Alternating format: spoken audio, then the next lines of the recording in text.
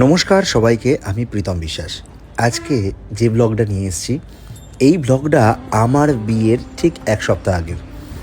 এই ব্লগটা এমনই আমার কাছে স্পেশাল, সত্যি কথা বলতে আমি কোনোদিন ভাবিনি এই দিনটা আমার জীবনে আসবে। আর কারোর জীবনেই হয়তো সেরকমভাবে আসে না। সেটা হলো শ্বশুরবাড়ির আইবুড়ো ভাত। হ্যাঁ, ঠিকই শুনেছ, আমার শ্বশুরবাড়িতেও আমাকে আইবুড়ো ভাত খাইয়েছিল।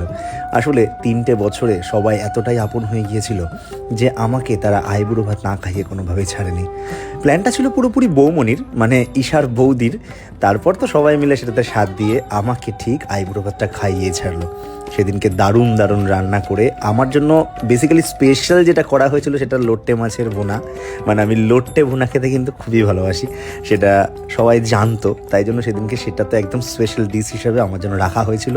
আমি ভীষণ খুশি আর ভীষণ আপ্লুত এরকম একটা শ্বশুরবাড়ি পেয়ে। কী গো, তোমরাও লেখো যে তোমরাও শ্বশুরবাড়িতে আইবুড়ো ভাত কি খেয়েছো কোনো দিনও? কমেন্ট বক্সে কিন্তু অবশ্যই জানাবে।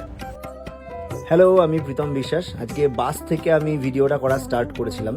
তা আমি এসেছি আজকে আমার নিজের শ্বশুরবাড়িতে আইবুড়ো ভাত খেতে। একদমই তাই, আমি নিজেও কোনোদিন চোখে দেখিনি যে কেউ শ্বশুরবাড়িতে আইবুড়ো ভাত খাচ্ছে।